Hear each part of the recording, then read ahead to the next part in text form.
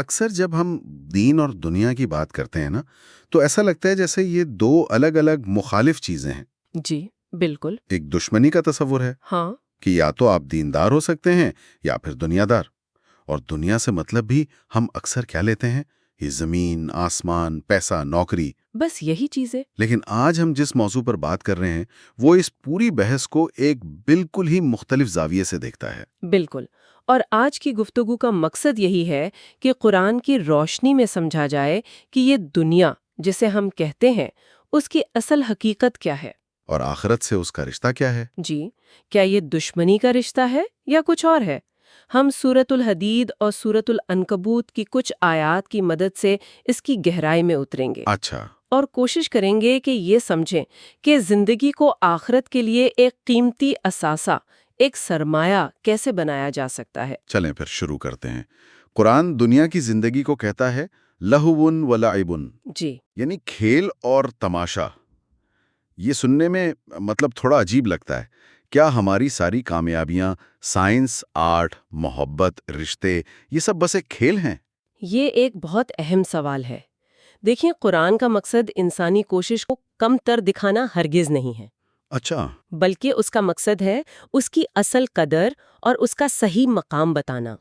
اور اس کو سمجھانے کے لیے سورۃ الحدید کی آیت 20 میں ایک بہت ہی شاندار مثال دی گئی ہے. وہ کیا ہے؟ فرمایا گیا کہ دنیا کی زندگی کی مثال اس بارش کی سی ہے جس سے ایک کھیتی اگتی ہے اور کسان اسے دیکھ کر بہت خوش ہوتے ہیں. اچھا، یہاں ایک دلچسپ بات ہے. آیت میں کسانوں کے لیے کفار کا لفظ استعمال ہوا ہے. جی. عام طور پر تو ہم اس کا مطلب انکار کرنے والے سمجھتے ہیں. تو یہاں اس کا مطلب کسان کیسے ہو سکتا ہے؟ بہت اچھا نقطہ اٹھایا آپ نے. یہی تو زبان کی خوبصورتی ہے. کفر کا جو بنیادی لغوی معنی ہے نا، وہ ہے چھپانا. چھپانا؟ جی. کسان چونکہ بیج کو زمین کے اندر چھپا دیتا ہے، اس لیے عربی زبان میں اسے بھی کافر کہا جاتا ہے. تو یہاں سیاق و سباق سے بالکل واضح ہے کہ مراد بیج بونے والے ہی ہیں.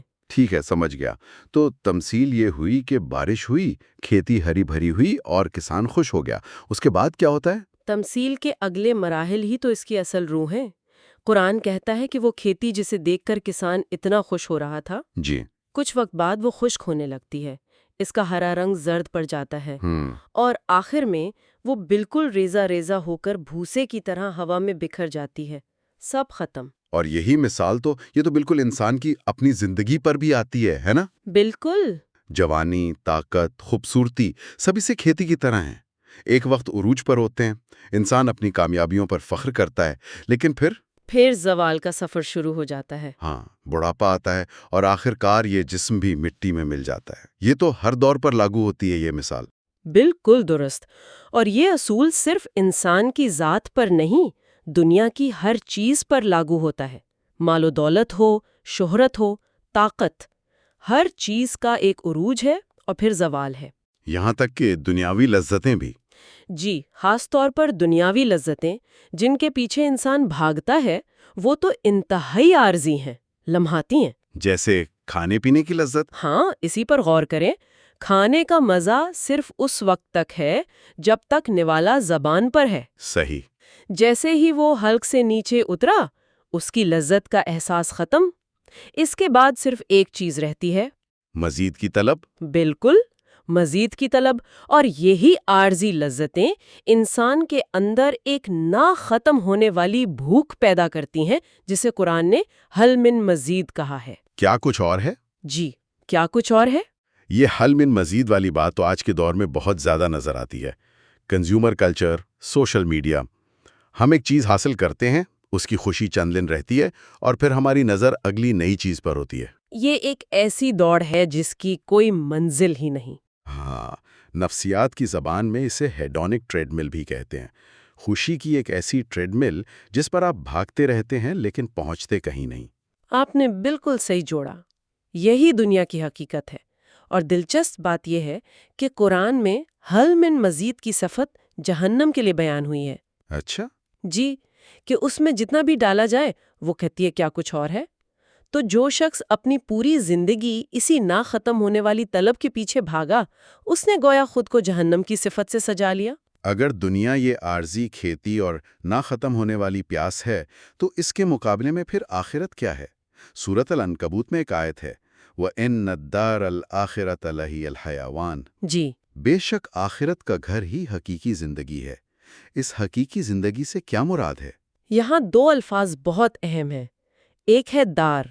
دار کا مطلب ہے ایک مستقل ٹھکانہ، ایک گھر۔ ٹھیک ہے۔ دنیا ایک عارضی قیام گاہ ہے، جیسے ہوٹل کا کمرہ، لیکن آخرت اصل گھر ہے۔ اور دوسرا لفظ؟ دوسرا لفظ الحیوان، یہ حیات سے نکلا ہے اور اس میں ایک مبالغہ ہے، یعنی ایسی زندگی جو کامل ہو، دائمی ہو، جس میں کوئی کمی نہ ہو۔ ہماری یہ جسمانی زندگی فنا ہو جاتی ہے، لیکن انسان کی اصل حقیقت تو اس کی روح ہے۔ آخرت میں وہی روح اپنے اصل گھر میں ہوگی۔ اور اس اصل گھر میں انسانوں کے لیے دو ہی راستے بتائے گئے ہیں، ایک طرف عذاب شدید یعنی سخت عذاب، جی، اور دوسری طرف مغفرۃ من اللہ و رضوان یعنی اللہ کی طرف سے معافی اور اس کی خوشنودی۔ یہاں بھی اگر ہم لفظ عذاب کے معنی پر غور کریں تو بات اور بھی گہری ہو جاتی ہے۔ وہ کیسے؟ ہم تو عذاب کا مطلب صرف سزا یا آگ سمجھتے ہیں۔ جی، عام طور پر یہی سمجھا جاتا ہے، لیکن یہ لفظ عربی کے عذب سے نکلا ہے، جس کا مطلب ہوتا ہے میٹھا پانی۔ میٹھا پانی؟ یہ تو بالکل الٹ بات لگ رہی ہے۔ عذاب کا میٹھے پانی سے کیا تعلق ہو سکتا ہے؟ تعلق یہ ہے کہ عذاب کا اصل مطلب ہے کسی میٹھی چیز کا کڑواہٹ میں بدل جانا۔ اچھا، وہ شخص جس نے اپنی زندگی کی ساری مٹھاس، ساری لذت دنیا کے اسی کھیل تماشے میں تلاش کی، جب آخرت میں اس پر حقیقت کھلے گی کہ یہ سب تو ایک دھوکہ تھا، تو وہی مٹھاس اس کے لیے کڑواہٹ بن جائے گی، شدید ترین کڑواہٹ اور تلخی۔ تو آپ یہ کہیں گے کہ عذاب کوئی باہر سے مسلط کی جانے والی سزا نہیں، بلکہ یہ ہمارے اپنے ہی غلط انتخاب کا نتیجہ ہے۔ بالکل یہی نکتہ ہے۔ یہ اس تلخ احساس کا نام ہے کہ ہم نے غلط قسم کی مٹھاس کے پیچھے اپنی پوری زندگی ضائع کر دی۔ اللہ کسی پر ظلم نہیں کرتا۔ انسان کو وہی ملتا ہے جس کی اس نے خود چاہت کی ہوتی ہے۔ جی، یہ تصور بہت گہرا ہے۔ اس کا مطلب تو یہ ہوا کہ آخرت میں سب لوگ ایک جیسے نہیں ہوں گے، ان کی درجہ بندی ہوگی۔ سورۃ الواقعہ میں بھی اس کا ذکر ہے نا؟ جی، سورۃ الواقعہ آخرت میں لوگوں کو 3 بڑے گروہوں میں تقسیم کرتی ہے۔ پہلا گروہ ہے اصحاب المشیمہ، یعنی بائیں ہاتھ والے۔ بائیں ہاتھ والے؟ جی، یہ لفظ شوم سے ہے، جس کا مطلب ہے نحوست، بدبختی۔ یہ وہ لوگ ہیں جو دنیا کے دھوکے میں رہے اور خسارے میں رہے۔ اور دوسرا گروہ؟ دوسرا گروہ ہے اصحاب المیمنہ، یعنی دائیں ہاتھ والے۔ یہ یمنا سے ہے، یعنی برکت، امن اور سکون۔ یہ نجات پانے والے لوگ ہیں۔ اور جہاں تک مجھے یاد ہے ان دائیں ہاتھ والوں میں بھی مزید 2 قسمیں ہیں۔ کیا سب نجات پانے والے ایک جیسے نہیں ہوں گے؟ نہیں، ان میں بھی درجات کا فرق ہے۔ اصحاب المیمنہ کی پہلی اور سب سے اعلیٰ قسم ہے السابقون المقربون۔ سابقون یعنی سبقت لے جانے والے؟ بالکل، نیکیوں میں ایک دوسرے سے آگے بڑھنے کی کوشش کرنے والے۔ یہ وہ لوگ ہیں جن کی منزل صرف جنت نہیں بلکہ اللہ کا قرب، مقربون۔ ان کا محرک اللہ کی رضا ہوتی ہے۔ اور دوسری قسم؟ دوسری قسم اصحاب الیمین کہلاتی ہے۔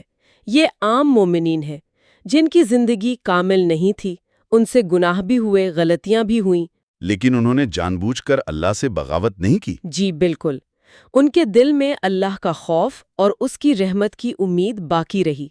وہ مغفرت کے امیدوار ہیں۔ اللہ اپنی رحمت سے انہیں نجات عطا فرمائے گا۔ تو اگر یہ زندگی ایک کھیتی ہے اور آخرت اس کی فصل، تو سب سے اہم سوال یہ بنتا ہے کہ ہم اس کھیتی میں صحیح بیج کیسے بوئیں؟ جی، اس دنیا کو آخرت کا سرمایہ کیسے بنایا جائے؟ اس کا جواب ایک اور قرآنی تمثیل میں ہے، اور وہ ہے تجارت۔ یہ زندگی ایک کاروبار ہے۔ اللہ نے ہمیں ایک سرمایہ دے کر بھیجا ہے۔ کیسا سرمایہ؟ ہمارا وجود، ہماری صلاحیتیں، ہمارا وقت، ہمارا مال، ہماری اولاد، یہ سب ہمارا سرمایہ ہے۔ اور اس سرمایہ کو خرچ کرنے کے یا کہیں کہ انویسٹ کرنے کے ہمارے پاس 2 راستے ہیں۔ بالکل، اگر اس سرمایے کو صرف دنیاوی مقاصد کے لیے استعمال کیا جائے، یعنی صرف اپنے جسم کی خدمت، زیادہ سے زیادہ مال جمع کرنا، تو یہی سرمایہ لہو و لعب بن جاتا ہے۔ ایک ایسا کاروبار جس کا انجام خسارہ ہے۔ جی، لیکن اگر اسی سرمایے کو، اسی وقت کو، اسی مال کو اللہ کے بندوں کی بھلائی کے لیے، نیکی کے کاموں کے لیے استعمال کیا جائے، تو یہی سرمایہ آخرت کی ایک لازوال تجارت بن جاتا ہے۔ بالکل ایک ہی چیز، یعنی مال اگر اپنی ذات پر خرچ ہو تو کھیل تماشا ہے، اور اگر کسی ضرورت مند پر خرچ ہو تو آخرت کا ذخیرہ ہے۔ اس میں انسان کی فطرت کا بھی بڑا دخل ہے۔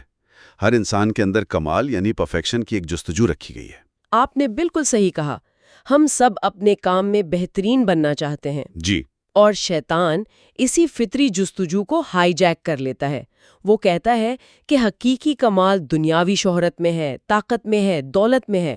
وہ سمت غلط کر دیتا ہے۔ جبکہ انبیاء اور اولیاء اسی فطرت کی حفاظت کرتے ہیں۔ جی، وہ بتاتے ہیں کہ حقیقی کمال فانی چیزوں میں نہیں، بلکہ باقی رہنے والی ذات یعنی اللہ کے قرب میں ہے۔ تو اگر یہ ایک تجارت ہے اور اللہ اس میں ایک خریدار ہے تو یقیناً اس کا کوئی معیار بھی ہوگا۔ کیا اللہ ہر طرح کا مال خرید لیتا ہے؟ بہت خوبصورت سوال ہے۔ اللہ صرف بہترین چیزوں کا خریدار ہے۔ قرآن میں آیت ہے، ان اللہ اشتری من المؤمنین انفسہم و اموالہم، بے شک اللہ نے مومنین سے ان کی جانوں اور مالوں کو خرید لیا ہے۔ جی، تو اللہ کا خریدار بننے کے لیے مومن کو اپنے عمل اور اپنی نیت کو اس معیار تک بلند کرنا پڑتا ہے کہ وہ اللہ کی بارگاہ میں پیش کیا جانے کے لائق ہو۔ وہ گھٹیا یا دکھاوے کے اعمال کا خریدار نہیں بنتا۔ بالکل نہیں۔ تو آج کی اس پوری گفتگو کا خلاصہ یہ ہے کہ دنیا اور دین دو الگ الگ کھانے نہیں ہیں۔ دنیا ایک کھیت ہے اور آخرت اس کی فصل۔ جی، دنیا ایک سرمایہ ہے اور آخرت اس کا منافع۔ مسئلہ دنیا میں نہیں بلکہ دنیا کو استعمال کرنے کی نیت اور طریقے میں ہے۔ آپ نے بہترین خلاصہ کیا۔ وہی مال جو تکبر کا سبب بن سکتا ہے، اگر اللہ کی راہ میں خرچ ہو تو آخرت کا ذخیرہ بن جاتا ہے۔ وہی اولاد جو آزمائش بن سکتی ہے، اگر اس کی صحیح تربیت کی جائے تو وہ باقیات الصالحات بن جاتی ہے، یعنی پیچھے رہ جانے والی نیکی۔ جی۔ اور اس گفتگو کے اختتام پر میں سننے والوں کے لیے ایک سوچ چھوڑ کر جانا چاہوں گی۔ ضرور۔ قرآن میں جب جنت کا ذکر آتا ہے تو وہاں باغات، نہریں، لذیذ کھانوں کا بیان ہوتا ہے۔ جی، لیکن ایک لمحے کو سوچئے، اگر آپ کا کوئی عزیز آپ کو دعوت پر بلائے اور بہترین کھانے سجائیں، تو کیا ایک سچے دوست کی نظر کھانوں پر ہوگی یا اپنے میزبان کے چہرے پر؟ گہری بات ہے۔ ہمیں خود سے یہ سوال پوچھنے کی ضرورت ہے کہ ہمارے اعمال کا محرک جنت کی نعمتیں ہیں یا نعمتیں دینے والے سے ملاقات کا شوق؟ ہماری نظر انعام پر ہے یا انعام دینے والے پر؟